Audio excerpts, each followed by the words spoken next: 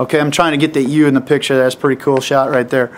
But isn't that cool? What a blessing that is, that God knows from the beginning of time that it's His will, and you know what? It's His design for us to live in unity. 1 Corinthians 12.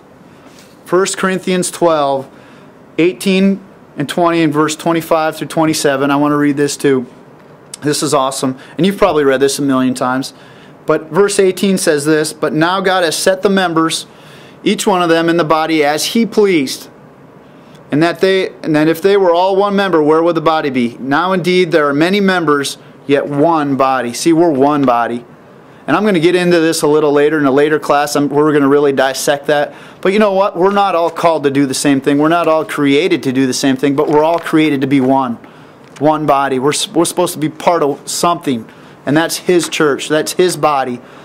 And we all have specific, we have specific jobs, purposes.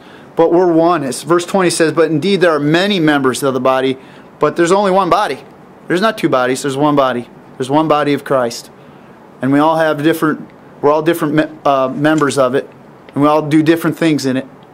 But I tell you what, the key is that we're one. It's God's design for us to be in unity. So let's look at something besides sports. Because you know what? A football team needs to be in unity. And I believe union is on a regular basis, which is why they win so much. They're in unity. They follow their coach's orders. They listen to their coach. And you know what? They execute it. And they execute it in unity. And I tell you what, that's a big deal because at the end of the day, they win. And that's what we want to do as Christians. We want to win. We want to listen to our coach, Jesus. We want to listen to our Father in heaven. And we want to win. And we want to execute His plan for our life. And you know what? You can look at a football team. You can look at businesses. Yeah, they all have different roles on that team. But they're in unity, you know. And so that's very cool. Go to Philippians 1:27. Philippians 1:27. "That you may stand fast in one spirit, with one mind, striving together for the faith of the gospel." That you may stand fast in one spirit, with one mind, striving together for the faith of the gospel. Flip a few pages over to Philippians 2, verse 2. It says, "Fulfill my joy by being like-minded, having the same love, being of one accord, of one mind." I mean, it's all over the Word, you guys, that we're supposed to be of one mind, in one accord, in unity. It's God's will, and it's His design. Last one for this point is 1 Peter 3, verse 8 and 9. 1 Peter 3, verse 8 and 9. It says, "Finally, all of you be of one mind, having compassion for one another. Love as brothers, be tenderhearted and be courteous." Be of one mind, have compassion for one another. Love as brothers, be tenderhearted and be courteous. You know what's cool about this is, I was reading this and the Lord kind of spoke to me one day, because I have a brother and I have a sister. And my brother and I, we battled when we were little. We were competitors. And so we kind of saw it as that at first. But then as we got to our teenage years, we got to get a closer bond. And, now my brother, he was the best man at my wedding. And we don't talk to each other on a regular basis. But I tell you what, if there's anything that he'd need, I'd give it to him. And so the Word says to love as brothers. That brotherly love that we're to have for one another. Be tenderhearted. And it's cool because that breeds unity. There's a reason Peter said that in that verse. He said, be of one heart, be of one mind.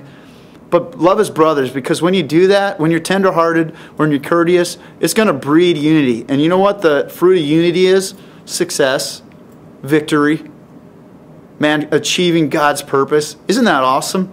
I tell you what, we'd be foolish not to be in unity. And we all need to work on it every day. So let's make a point to do that. The last point 3 out of the 3 that I have for you today, is that each member has a specific function in unity. Okay? And this is actually quite a big deal, because you've seen it in the past that you got people, all they want to do is preach. They go to Rhema, all they want to do is preach, or they just want to go in the mission field, or we got all these preachers and all these missions people. Well, okay, who's going to hold the door at church? Who's going to cut the grass? Who's going to invite people? Who's going to organize? Who's going to do the money? You know what I mean? There's so many different things that we could be doing. And there's so many things that God's called us to do as a church, as part of the body, and He set us as He has pleased in the body. But the third point is that we each have a specific function. And obviously the big one is Ephesians 4, verse 11. It says, He gave Himself to be He gave some to be apostles, prophets, evangelists, pastors, and teachers for the equipping of the saints for the work of the ministry. So those are the big dogs. But listen, there's very few that actually do that in the scope of how many people there are in the body of Christ. There's very few that do that. You know what? That's the way God designed it. God doesn't want everybody to be the preacher. He really doesn't.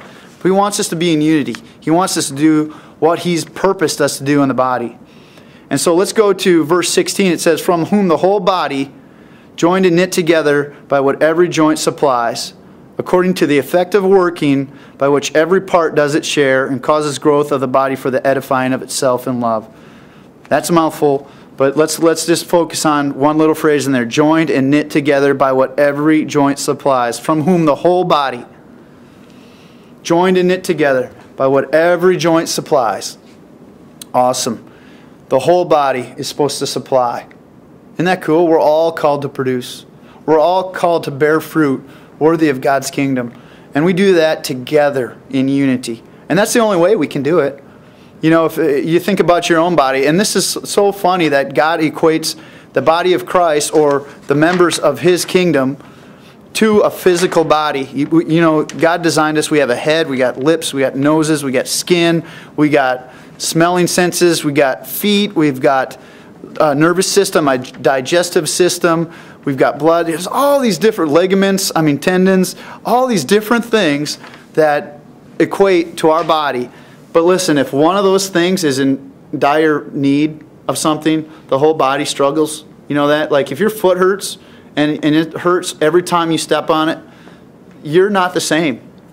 You're just not. You know, and that's how it is in the body. And I love how God puts that because it's the truth. And we all need to do our part. We all need to be in unity. We all need to realize that God has placed us as He pleased in the body. And if you don't know what that is right at this moment, don't sweat it. Not one bit. Because God will reveal it to you. But He's not just going to knock you upside the head and tell you. You got to seek it. You've got to ask for it. You've got to look for it.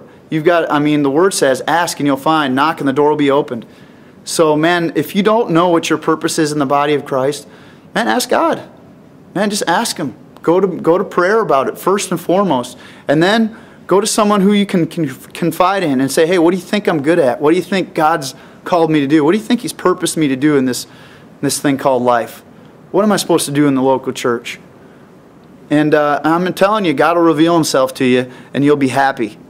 Because He's pleased to put you there. And when He's pleased to put you there, you know we're going to be pleased to be there. Because God's awesome. So anyway, I hope this wasn't too wobbly. I've been looking at the camera the best I can. This is a very cool locker room. I feel like I feel like I've been in a championship atmosphere just walking around, and you know, it's funny because it's very clean in here. Even though the pads are a little bit ripe and fresh right now, it's clean, man. They take pride in what they do and everything, just to how their locker room looks. So I tell you what, you guys have a great day. I hope you got something from this. Remember, it's God's will, it's His design, and He's got a specific function for you in the body. Okay, it's for everything. So whether it's being in unity at your job, particularly at the church, though. That's what He's talking about. It's His design and it's His will for us to be in unity, and He's got a spot for you. So always remember that. Hope you guys have a great day. I'll see you next time. Thanks.